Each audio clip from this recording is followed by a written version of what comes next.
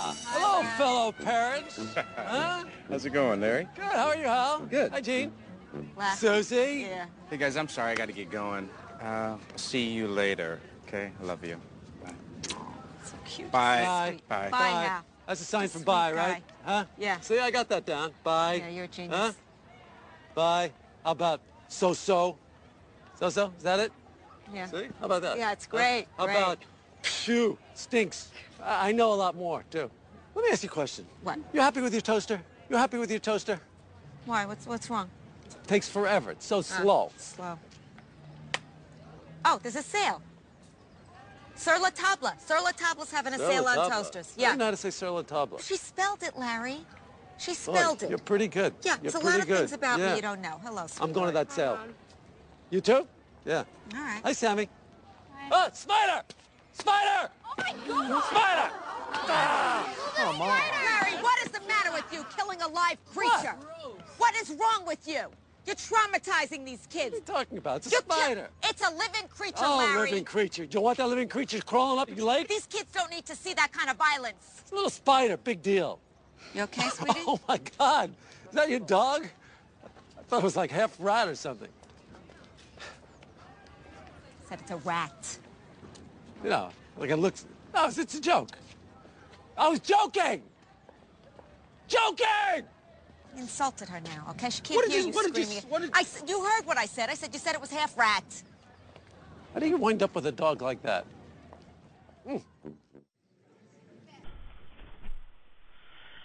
All right, this is Phoebus Apollo from my 10th video blog. Just going to go ahead and jot down a few quick topics. It's been a while since I've done an update, and you can see I've changed my setup a little bit. I don't have the good microphone going right now because there's too much background noise, and my headset does a good job of clearing that noise. Also, too, I've rearranged things a bit, so it's a little bit awful, but it's actually a little bit easier to record. And well, that's the even more important thing because it's not like you're watching like top quality prime time television or anything of that nature. However, I do wish I had a studio. Having a studio would be really nice. Have lighting, a desk.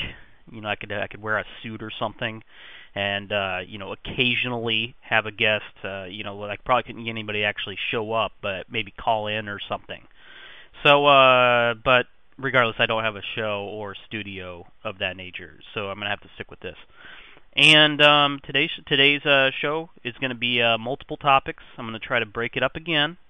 Yes, I'm going to have an icon segment and a video vault segment, and some mild amusements. I thought about redoing the show's structure a little bit, and kind of just decided to be lazy and not change anything. And but I'm going to try to make it shorter, and I'm going to try to make it easier to produce. That's where this thing comes in, and that thing comes in, and the reflected scenery changes come in. So hopefully that works. Now, all right. Well, let's go ahead and get down to business. All right, for my personal commentary on this episode, I'm going to touch on a very sensitive issue to most people. That's the issue of race. Now, your author here is, your host here is Native American / mainly Native American. I do know that Native American is not one of the magical four races to be. The Asian, Hispanic, white, black. So, being that it's other, that it's more or less classified as whatever's closest at the time. For most people, that would be white, but I don't know. I've been called some really weird things, throughout the years.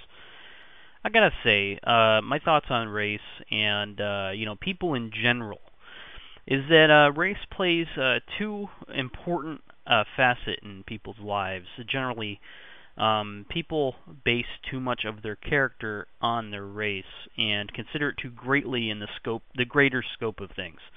A lot of people still think about race as like, us versus them. We are this people, they are those people. And I think that's really a very backwards, outdated concept of humanity, as the greater subject of the cultural whole in large. Yet you'll find that pretty much every race has a distinct cultural presence, as a race-based culture. And with each of these different cultures, you have different ideas, and the vast majority of these ideas are blatantly racist. Before I get too far into this race issue, and this race issue is a very important issue to me, usually I reserve my thoughts on it for writing simply because it's easier to be more concise, and people are too overtly sensitive to the subject. But my opinion is that it is wrapped up very succinctly in the idea of something called something I call social segregation. Social segregation is when society segregates itself by race, and the primary cause of social segregation is race culture. When people of a given race decide that being of a race has cultural value or merit or weight, and by attributing to that, they divide themselves from society. They create a group that is them and or from their perspective us, and then the other groups become them, the other people of different races. And a lot of the times, this is strongly emphasized by racial ghettos, for instance. In many major cities, you'll find major areas where minority distributions are completely out of whack with reality, just as you'll find parts of the town that are, a majority segment. And really, this geographical, cultural division, for some people view this as the best thing since, sliced bread. Some people view this as the best thing, period. The race culture is the absolute definition of what they think is proper and right in the world, and particularly their race culture. I've seen this in many different ways in many different places. I've seen this in in people in Native Americans, for instance. Reservation lifestyles, people trying to justify that, like living apart from everyone else makes them special or something. And if you go into a Native American reservation, you'll find that there's people studying doctors, there's people studying certain tribal remedies and practicing arcane religious ideas. And the one thing that strikes me about that kind of thing, be it Native Americans, be it Black Americans, be it Hispanics, Asians, or white people, by and large, when I see people participating in this form of culture, I think to myself, wow, that is completely backwards, hick, like out in the boonies type, sheltered living. That is a way of living that defies proper reason. It defies proper explanation, because what this does is it breeds it is the single largest factor that affects the views of society on particular races. It is the single original source of stereotypes, and it is the single reason why people are racist, why they have prejudices and pride towards particular racial ideas, and why they think of ideas as racial when they're not. Like for instance, music. Music is not racial. Yet, you'll see country music, you'll see hip hop music, you'll see the clear division, and you'll say to yourself, well, there you go. That's the white music and the black music. But these kind of ideas have no proper place in society, yet they still persist, because this is the way that people have thought for so many, many, many years. I really think that when you talk about your people or my people, there isn't really a clear sense of what we're talking about unless we, define a group. And for most people, for most common people, they're told that it's acceptable to think of your group as your race. That if you're a white person, a black person, a Hispanic person, an Asian person, you think of your people or your kind, when you're referenced, first and foremost, as being the people of your race and your particular background and lineage, which can sometimes fall along national borders, sometimes not. Sometimes it falls. It is delineated by language barriers. Other times it is just strict cultural attitudes and preconceived notions about the way one should behave in a social environment. And these things are entirely detrimental to society as a whole, because we've really evolved beyond that point in our stage of development as far as a race of, a species goes. I believe that it is completely wrong to tell any single person that the whole of the human history is not a part of their heritage. More importantly, to say that, let's say you're not Greek. Let's say you're not anywhere remotely Greek. Let's say you're Hispanic or Asian or something completely opposite of Greek in terms of racial background and heritage. That doesn't mean that you as an individual can't look back on the philosophical tales of Socrates and say, wow, that is really influential and inspiring to me. And you don't have to be African American, for instance, to look on the achievements of Frederick Douglass and say, wow, that man was really inspiring, and more importantly, his presence in history is part of, an overarching character, that you build for yourself. And you could do this for any number of historical figures. You could go down the line, because every historical figure is of a given race. And there's very few historical figures that have a really mixed ethnicity, because having mixed ethnicities really wasn't very popular until just recent years.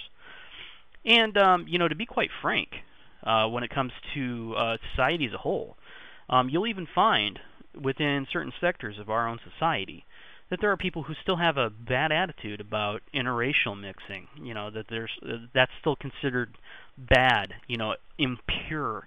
And these ideas are downright identical to the ideas that you saw espoused by the Nazis back in the day, but for some reason it's still tolerably and socially accepted because it seems natural to people.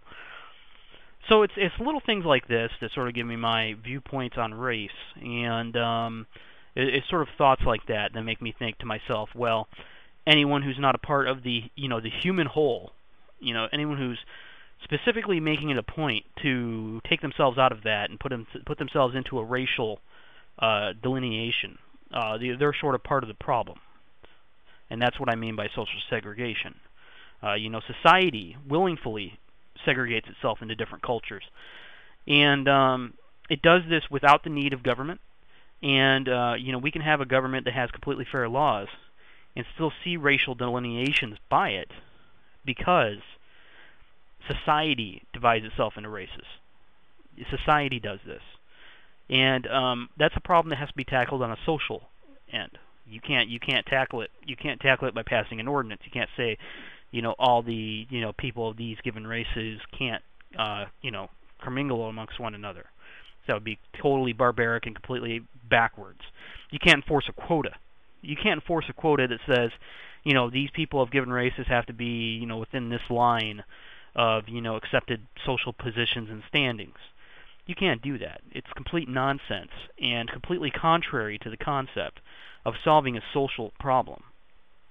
Because you can't use quotas to solve social problems like that. You can't enforce equality.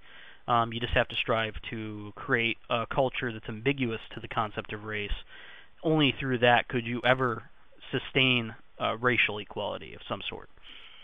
So that's sort of what I'm touching on when I talk about social segregation, and you'll see it echoed in a lot of the articles that I've written.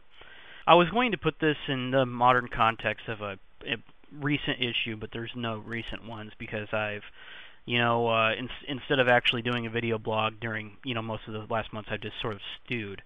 One fairly recent incident was the Jena Six incident. Basically, to sum it up, there was a school that was, and I think this is the most important facet of the Jena Six situation, is that the school was racially, socially divided. That there were groups, irrespective of one another, a white group particularly and a black group particularly, particular kids, and they deliberately did not intersocialize.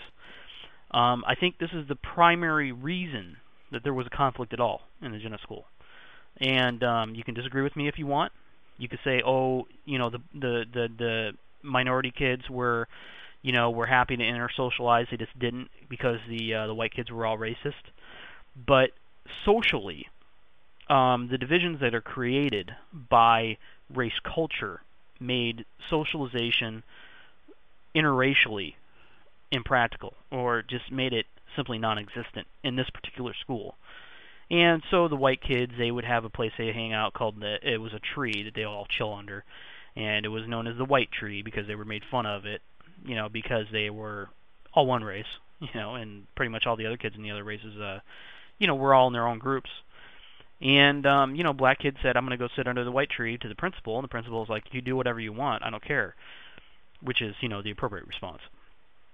So he does that, and then later on, presumably one of the white kids hung up a noose on the tree, and lynching, racism. This is like crazy Southern racist type stuff going on. So the message sent by that is awful and dreadful, obviously, and of course that just furthered the complete and total schism that the school had, obviously, between kids of racial interests.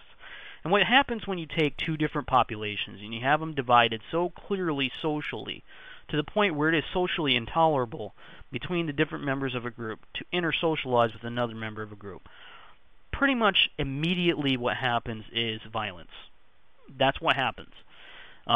And it is not surprising that the first thing that began happening was gang activity between the white kids and the black kids. And it's not surprising that that happened as a result of, belligerently racist message being sent by the groups, to the two groups to one another. So what happened was a series of beatings, and the black kids were mostly the target of this. However, there was a bit back and forth. So it wasn't just, one group or the other. It was a group of kids, maybe probably about 20 different kids overall, but, focused on, probably about 12 of them. And there were these groups engaging in fights. One white kid pulled out a shotgun on a group of black kids that they were arguing with, and the black kids took the shotgun away. And what most immediately happened was there was an inequality in the way that the law was applied to the situation. And of course, the moment that happened, every black special interest group freaked out. Because, they saw the white kids as being privileged even though they were clearly being racist. Basically, my viewpoint on the situation is that violence in any manner is unacceptable, 1. 2, if you're going to have clear standards, and you're going to want to set a standard by practicing, by going ahead and punishing people who are engaging in violence, you should practice it consistently. So the white kids who, like the guy who pulled the shotgun on the kids, who was later given his gun back, and then the kids were charged with theft of his gun. It's unacceptable to me that kid was not arrested, for 1. That kid definitely should have been arrested and, probably charged with, assault with a deadly weapon, because that's what that was. And just because he didn't get a chance to pull the trigger or get into a situation where he could bully somebody with at the end of a gun, it doesn't mean that it's acceptable to pull out a gun in such a situation, regardless of whether you had your gun taken away from you or, whether or not it's your gun or not. If you pull it out in such a situation and you don't have a very, very, very clear basis for pulling it out, it's unacceptable to me that wasn't explored. Number 2, it's unacceptable to me to think that the kids, the Jena Six, who are the black side of the argument, who were arrested for brutally beating one of the white kids after these events unfolded. It was like the last of this series of beatings before some real action was taking place.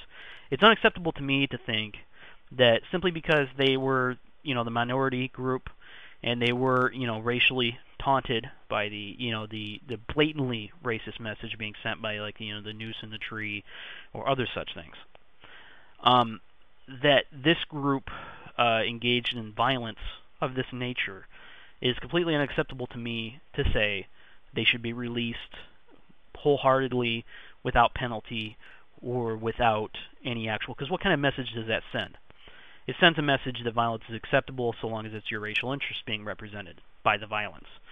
And largely that's what the special interest groups have enacted. They've sort of been consistently enacting that point.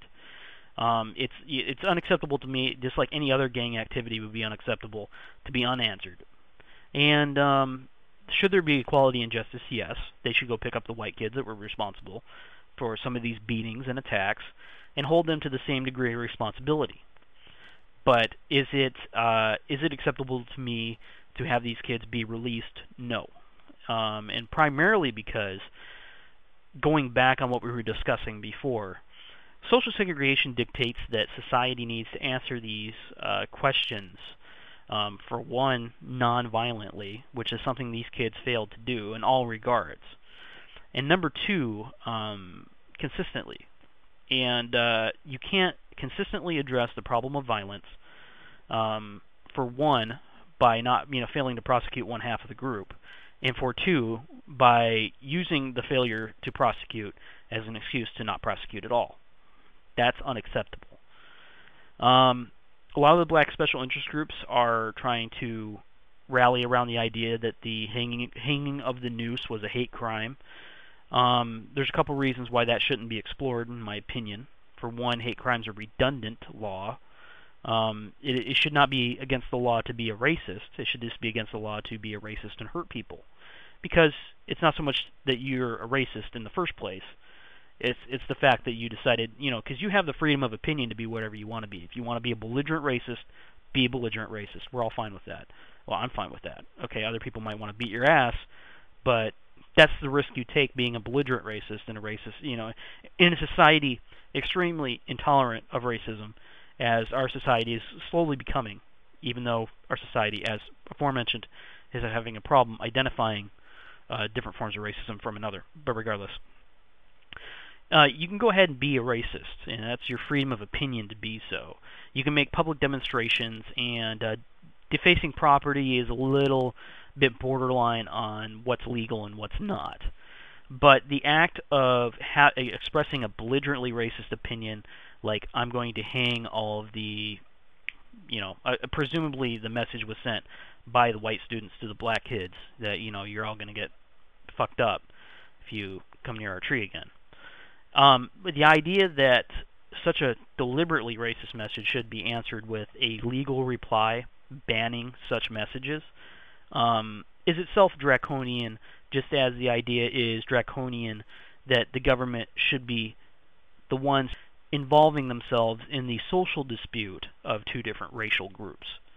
And that's just another part of the general viewpoint that we need to have society address these issues non-violently. And where violence occurs, we have to make sure there's an appropriate legal response to it.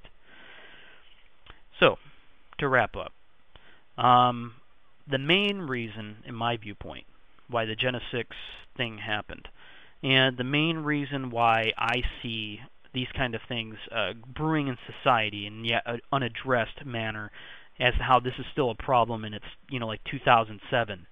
It's not like 1930. It's 2007. And the main reasons why I see this persisting to be a problem is, as said before, social segregation. It's not the fact that white kids will go out to a tree and hang a noose when a black kid sits under it.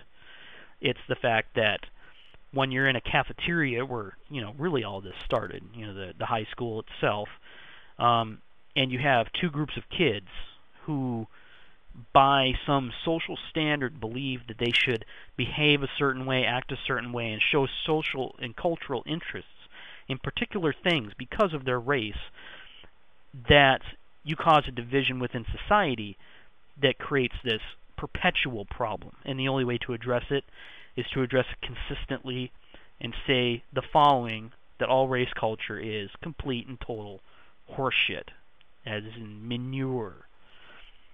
And a lot of people might be offended by that idea. A lot of people base a lot of what they say and do and think based on their cultural heritage. Well, I only have to say to that is if I based all of my my basic perceptions of, humanity, my basic perceptions of life in general, my interests, my social standing, if I based all those things on being my particular race, which is Native American, predominantly full-blooded Navajo on my father's side and partially Cherokee on my mother's, if I were to base that on being Native American, I would not be even a fragment of the person and individual that I am today.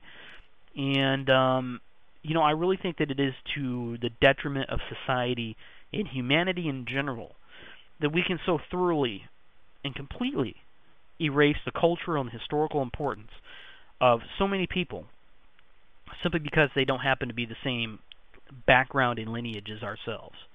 That we can't take from that the lessons of, for instance, World War II, Hitler killing all the Jews.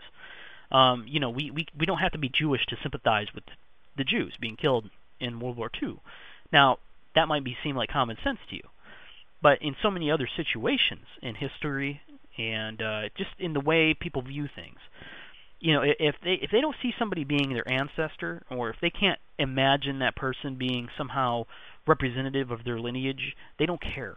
And that kind of thing is just it's ridiculous and backwards to me that societies can be built on this absurd, divisive idea of race, which all in all said has only the bearing in society that we ourselves give it in a society. So I hope that succinctly addresses my point, and I tried to do it within the relevant context of a current issue, although I admit the Jena Six thing happened a little while ago, and it's starting to fall out of the news at this point. And by the way, totally unacceptable that, the Jena Six kids who should be punished for violent gang activity, and not saying gang because they're black, but saying gang because it's a fact, and not saying that in the light of excusing the white gang's activity for doing the same exact thing. We shouldn't excuse that at all either. But, to say to these kids, look, you are heroes, now let's go on BET and you can co-host an award presentation. To do that is belligerently racist, just like it would be if white cultural leaders decided to praise the white kids in the situation. Because it doesn't promote understanding. It doesn't promote racial integration. And racial integration is what I'm about. Integration. As in not divisive, as in nobody gives a shit what race you are, because it's not an important factor in who you are. And that's only true of some people, because some people will persist, despite the obvious good reasoning present here, to base their ideas and to base their entire existence off their own race. Okay, I hope this sums up everything, because it's an important issue that I want to address, and I want to make it a more consistent theme. As I might even write something like at length about it, maybe a little subsite, maybe an essay series, or maybe even a small book. I don't know. I would like to cover this topic more, but I would just like to express that this is a very important issue to myself. So this is going to be a recurring theme. The social segregation is going to be a recurring theme in pretty much anything you see on the video blog, and I just wanted to break the ice on it, because I know some people are easily offended by such topics, and I understand that. I also understand that most people are idiots, and you can't really do anything about that. All right, you might ask yourself why, Phoebus, would you have a video vault segment in the middle of a episode that is pretty much purely commentary about serious social issues? And why would you have it be the Psychopathic Writers?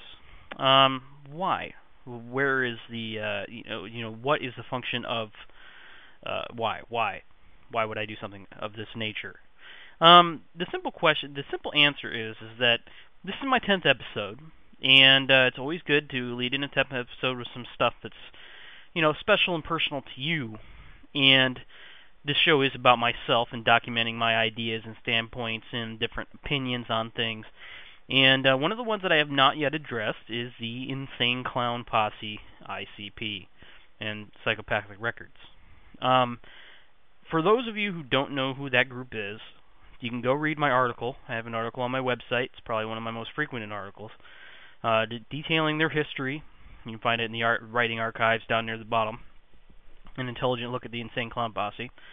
And for those of you who do know what I'm talking about and think I'm an idiot for raising the point, you're entitled to your opinion on tastes and subject matter for what you think is good music. But I mean, to be quite frank, I think creative storytelling should be rewarded, and I also think that it should be done so regardless of a particular harmony or hymn or ability to apply the art or trade.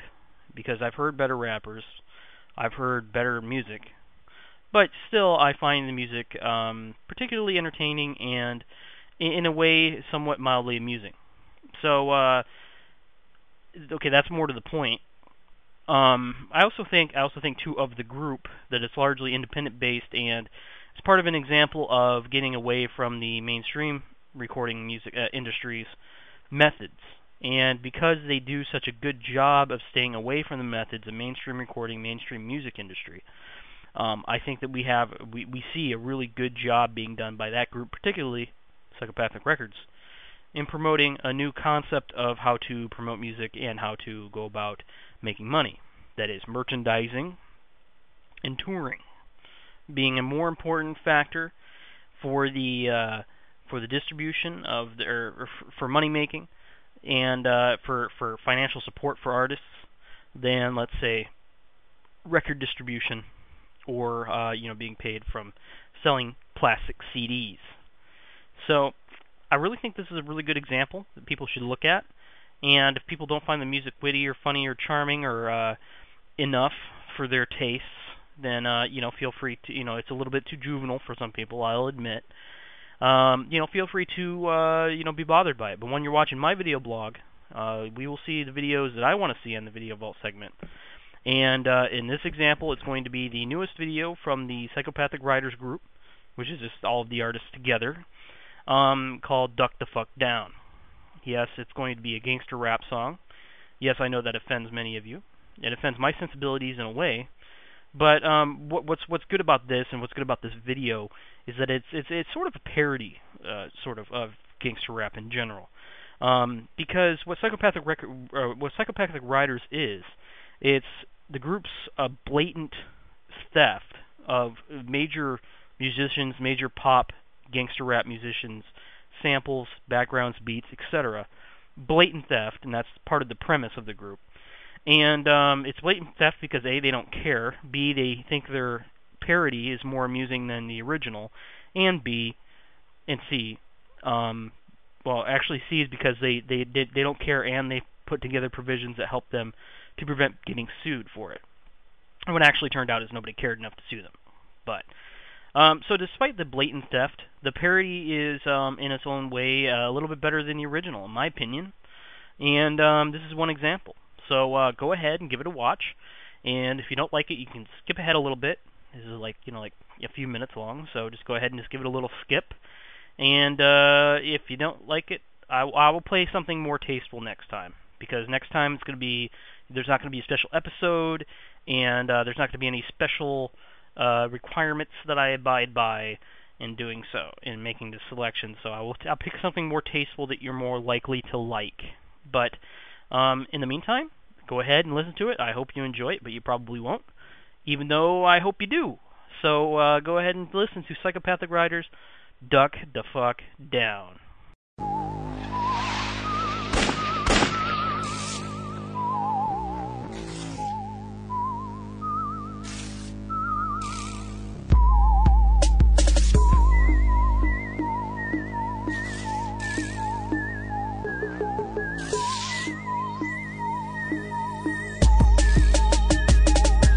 When we ride, it's like an air raid. When the ride in the